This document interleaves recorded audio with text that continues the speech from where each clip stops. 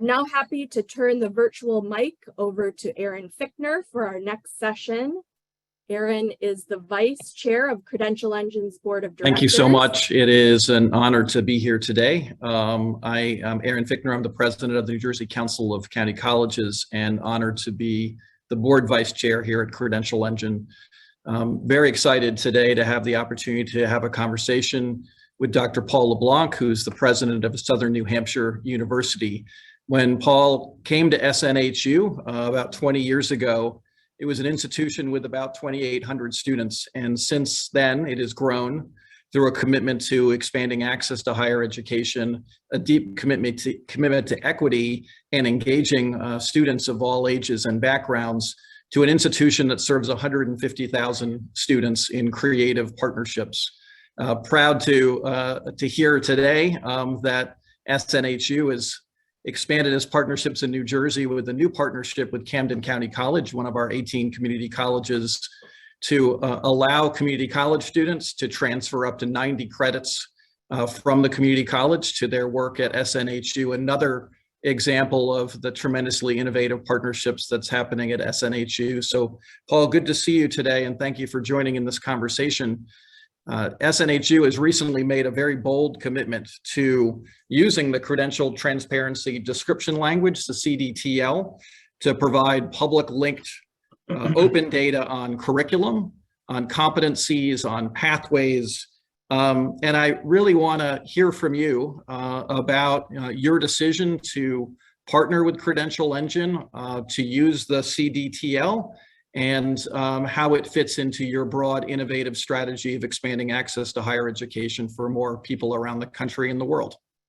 Yeah, thank you. First of all, Erin, I'm so sorry. I've been in panic mode for 20 minutes. I was trying to get on, and there's ever time for our internet to go down, and I'm calling Comcast, so I apologize. I just got reconnected, and I was like rushing to get on.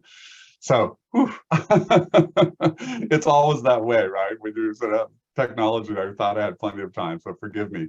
Yeah, we're excited to do this work. You know, we have, and it's not original anything like, right? I think many of us share the sense that we are watching higher education really transform into a kind of learning ecosystem, one which will have, I think, a greater array of credentials. That's true now, as the work of Credential Engine has made so abundantly clear. So lots and lots of things that aren't degrees that are in the market. And by the way, I was just at a meeting at Google. I think 50% of all Google's higher ed searches now are for non-degree programs, for non-degree options. I mean, that's enormous. We're talking millions of searches.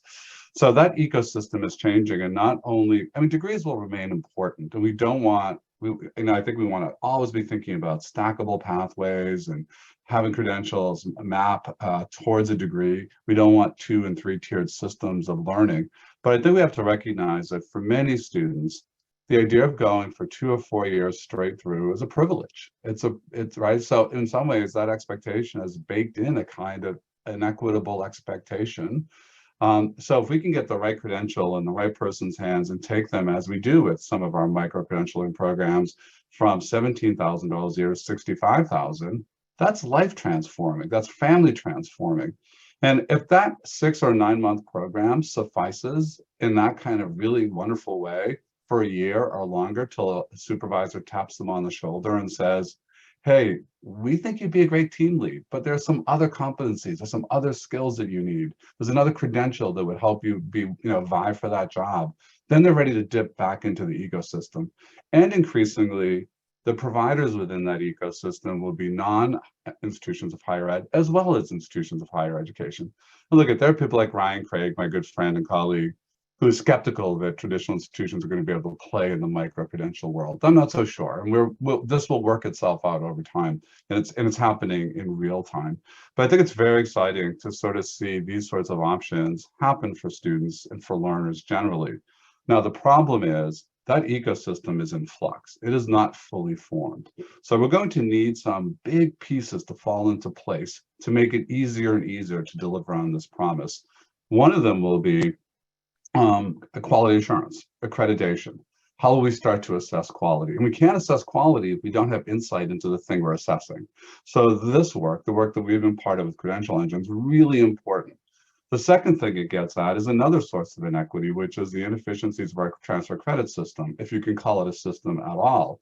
And as you know, Aaron, on a student in the United States, nationally speaking, graduating with a 2-year degree, an associate's degree from a 2-year college, on average, loses 43% of their credits when they transfer to a 4-year school. Guess who goes to community colleges? Like, again, structural inequities that are built in. So if we're going to fix a transfer credit system, we are going to need this kind of framework, this kind of clarity around those credentials, how to assess those credentials, and how they can fit in with each other. There are other parts of the ecosystem, and I'll stop, that really also, I think we're seeing movement. So one is that we have to move away from a credit hour based, we have to have an alternative, I'll say, to a credit hour based form of financial aid awarding, which is really good at mapping to credit hours, but not to actual skills, not to actual competencies. So I think, I've argued in a book that I did last year for a new demonstration project, which would give us some alternative options to thinking about how we award financial aid differently. Stieg Larsson, Harvard Business School professor who created College 101, is working now on a new accreditation regimen that would be based on outcomes as opposed to inputs and prescription. So again, I think these are all parts of the ecosystem that are critically important. And the credential, the credential transparency description language that we've now sort of conformed with, I think is a really important piece of that. So Paul, thank you for all those insights and the commitment and vision. You've always been very optimistic about the future of higher education. And I wonder, what is it that keeps you awake at night? What are the barriers that you see ahead of us as we continue to try to build that ecosystem that you talk about that opens up doors of opportunity to more people? Yeah, so we're going to be our worst own enemy in some ways, right? Higher education as an industry and system, very resistant to change. And I think to do this well, we're going to have to get really focused on what counts for skills and competencies. Because I also like, in some ways, this all comes down to 2 simple questions. They sound simple till you start to unpack them. So the first question is, what is the credential and what are the competencies and skills that are embedded within it? Why those? Are they relevant? How do you know they're relevant? How would a student looking at that say, yep, these are the skills that an employer will really value? Like, what are the ways we validate that? The second question is even harder. How do you know? It's the assessment question. And higher education doesn't have a good track record on this. And we also don't like to be held accountable. Another piece of this I think we're going to have to really get better at is really thinking about outcomes, so quality assurance, the kind of work that Stieg is doing, like an outcomes-based quality assurance mechanism. But here's what we know from the national surveys, right, is that students want an affordable alternative to a degree. They want it in a short format, think 3, 6, 9 months. They want it at a price that they can afford, and they want it laser focused on in-demand skills that lead to good paying jobs. And honestly, the history of short form credentials in the United States is not a great one. And a lot of the consumer protection folks in the current administration who have almost a reflexive rejection of what we're talking about, right? They just don't trust short-term programs. They're not without warrant. I mean, the reality is they look back at the history and they see lots of abuses, expensive programs that didn't prove outcomes, that saddle students with loans, and they're no better off in the end than they were before. So I think that ability to be very transparent, to be very focused on outcomes, and to do really strong assessment, those are going to be the important pieces of the work that we still have ahead of us. And I don't know that I can point to higher education as an industry and say we've been particularly good at any of those right now, up to date.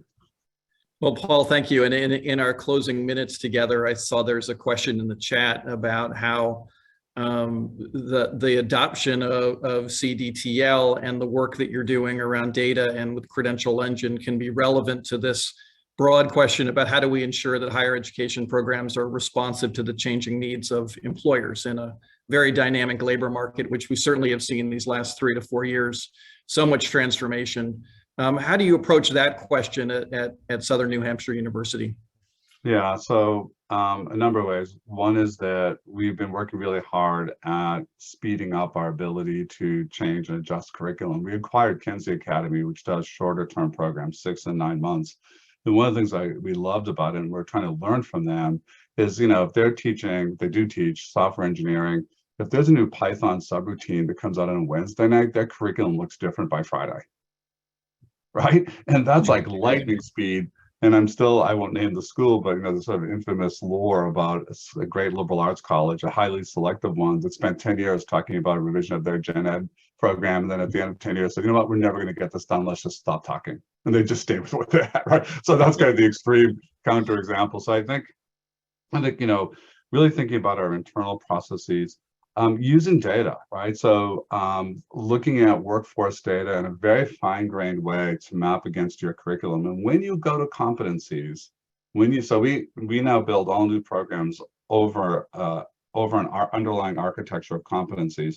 But when you ask that question, why these competencies, it forces you to take a look at jobs, work, you know, employer needs, et cetera. And then, you know, we do a lot of work with Guild, for example, and Guild as a sort of intermediary with employers. And we're the largest education partner right now for Walmart, for Amazon. They give us good feedback in real time. They help us zero in on what their needs are. And those needs are changing. And we are just, again, we being an industry, we're not fleet-footed in our ability to respond to those changes.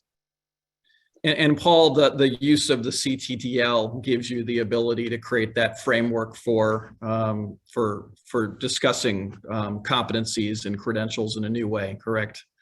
Absolutely critical framework. Also helps us take a look at and assess competencies and skills that learners already have, right? So we're very devoted to the next generation of PLA. Really helps us think about how do we make sure students are not losing credits for the work that they've done elsewhere. So efficiencies within the transfer credit system. It is one of the critical foundational pieces of getting this right going forward. Well, Paul, thank you so much for joining this conversation. It's a pleasure to talk to you. And I know we all look forward to following your work and those of your colleagues at Southern New Hampshire University and following your ongoing partnership with Credential Engine. So thank you for being here today with all of us.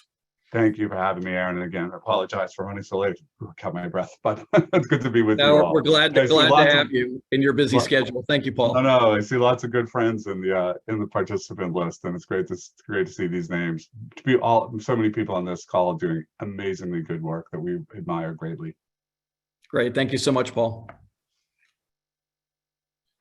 Aaron, thank you so much for, sorry, we're doing a feedback loop here in the room. Thank you for that. And Paul, again, thank you for joining us. We're